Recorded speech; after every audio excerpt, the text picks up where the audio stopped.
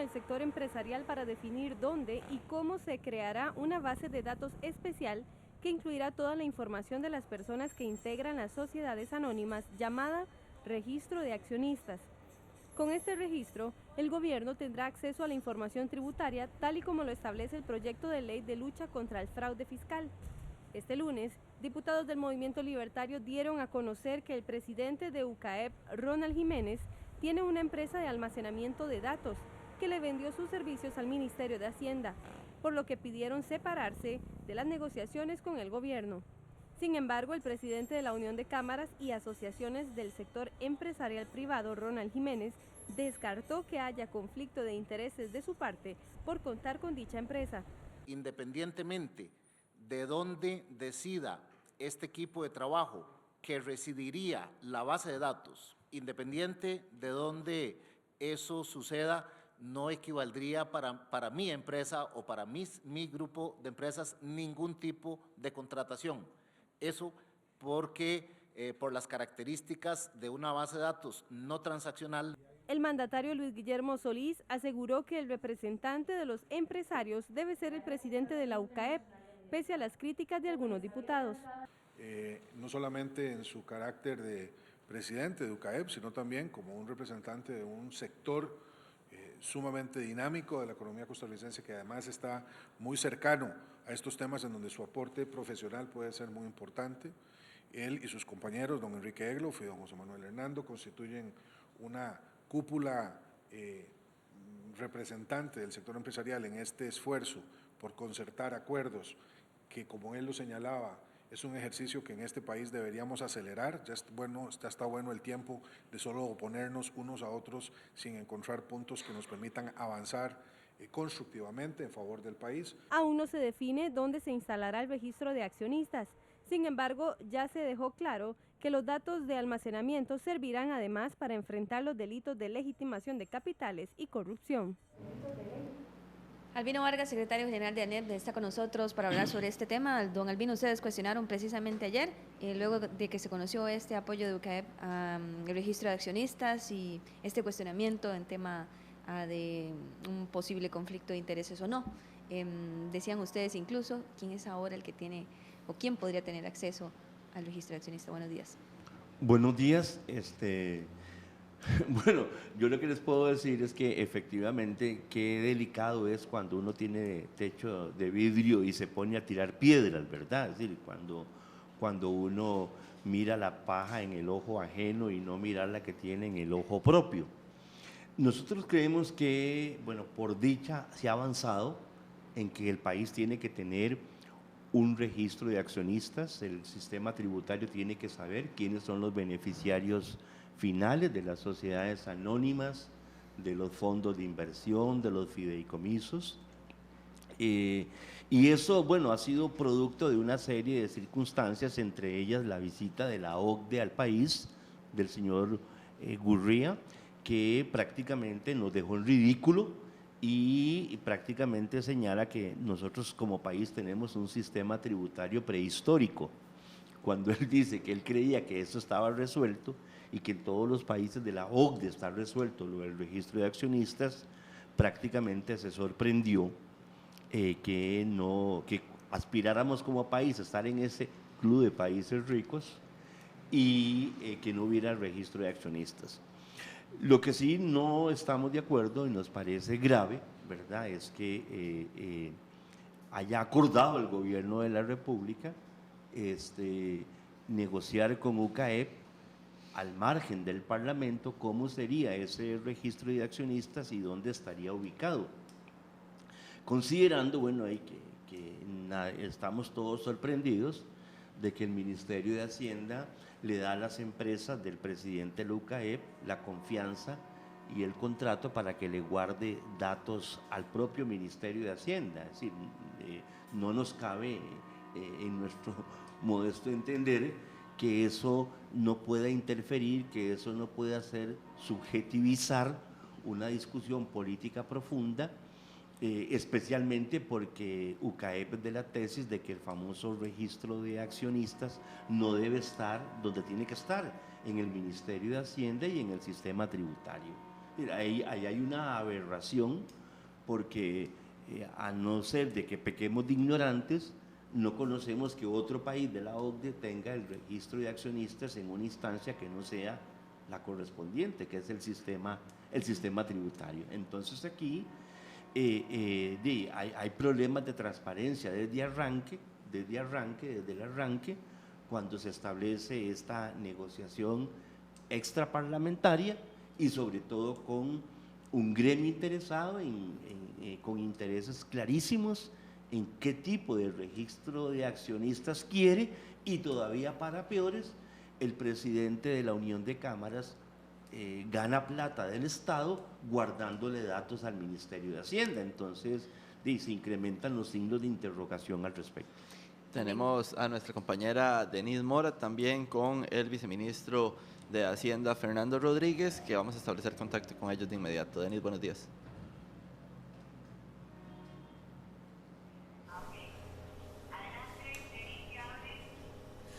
Buenos días, compañeros y estimados televidentes de RTN Revista. Así es, yo me encuentro con el viceministro de Hacienda, Fernando Rodríguez, viceministro de Ingresos específicamente, para hablar precisamente de esta polémica que se ha dado con el registro de accionistas. Don Fernando, ¿sabían en el Ministerio de Hacienda específicamente que don Ronald Jiménez era el dueño de esta empresa y era él quien daba los servicios de sistemas de informática y de seguridad informática al Ministerio de Hacienda, por ejemplo, luego de que él cuestionara todo el tema de la seguridad en tributación? Buenos días. Sí, muy buenos días. Sí, claro que sí lo conocíamos.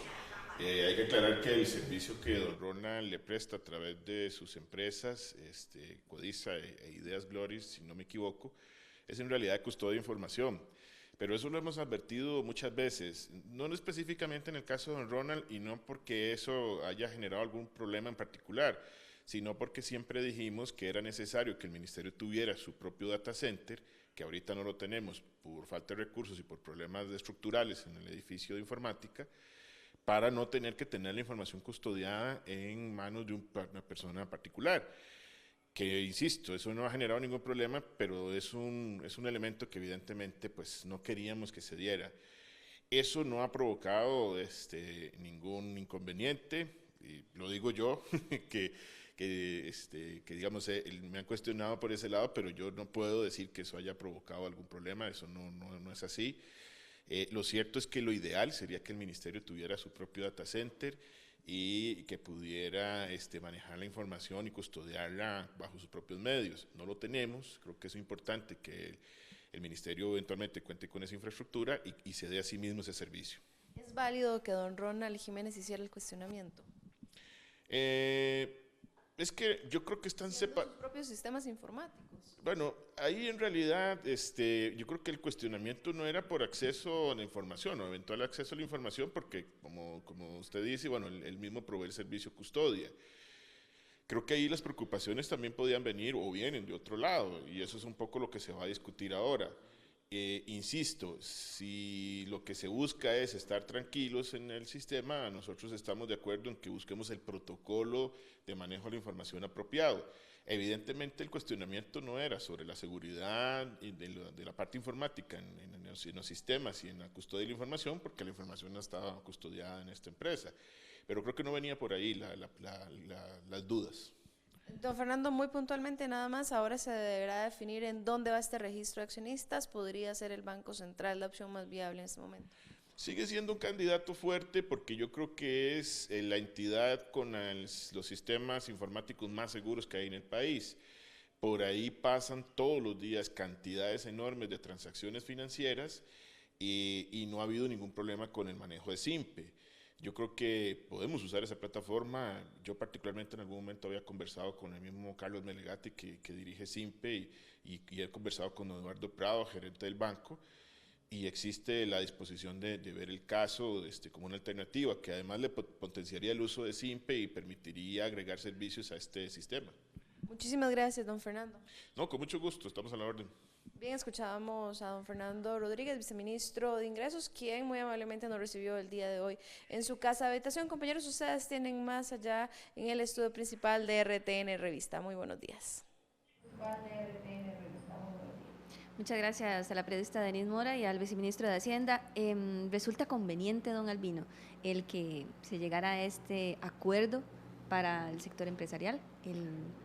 Bueno, lo que, con nosotros creemos que sí, bueno, es importante que el país tenga un registro de accionistas, o sea, eso, ya digamos que hemos avanzado el 50%, que no querían que hubiera el registro de accionistas, y creemos que nosotros como corriente sindical tenemos mucha autoridad para hablar de esto porque hace tiempo venimos incidiendo y planteando nuestras posiciones al respecto. Lo que no vemos conveniente es que el tipo de registro de accionistas que el país necesita se negocie precisamente con los más interesados en que ese registro de accionistas no tuviera, al final de cuentas, el efecto tributario que se quiere que se tenga. Eso es lo que nos preocupa. Y sinceramente la preocupación es doble o es triple, porque hay el máximo líder empresarial de este gremio con interés en ese registro de accionistas es el que está guardando información tributaria. Y eso le quita, digamos, transparencia a la discusión que se pretende dar luego del acuerdo entre el presidente Solís y este empresario el sábado pasado. Es ahí donde nosotros, y con todo respeto, pegamos el grito al cielo. El señor viceministro lo acaba de decir, lo mejor es que el Ministerio de Hacienda tuviera eso. Es decir, él implícitamente está admitiendo que eso es completamente impropio, que eso no es correcto, que eso no es prudente, porque prácticamente un registro de accionistas en las condiciones en que se va a dar la discusión y con la evidencia del interés subjetivo de don Ronald Jiménez en este tipo de negocio, es como poner a un ratón a organizar el tipo de queso que se quiere comer, ¿verdad? ¿Cómo lo acomoda?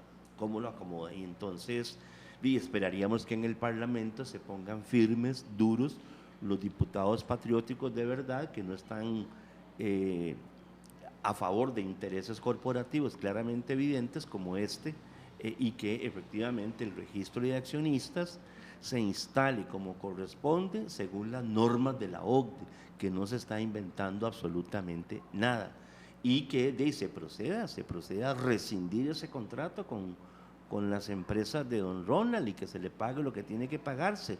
Pero esa información tan sensible. ¿Ese contrato ya está firmado? ¿Ya está listo? O sea, me imagino, sí. De lo que saben ustedes. El periódico más leído del país, que es el Diario Extra, hoy titula en primera plana que don Ronald Jiménez se gana por ese contrato $3.100.000 al año. Bueno, eso es demasiado dinero en una situación de déficit fiscal, ¿verdad? Es decir, son esas contradicciones, ¿verdad? Porque lo que estamos viendo es que en materia de déficit fiscal hay otro Estado, ¿verdad? Hay otro Estado. Resulta ser que no son los salarios públicos los principales culpables del famoso déficit fiscal, es que hay cualquier cantidad de contratos de empresas, de empresarios, de muchos gremios afiliados a la UCAEP que viven precisamente de los contratos con el Estado.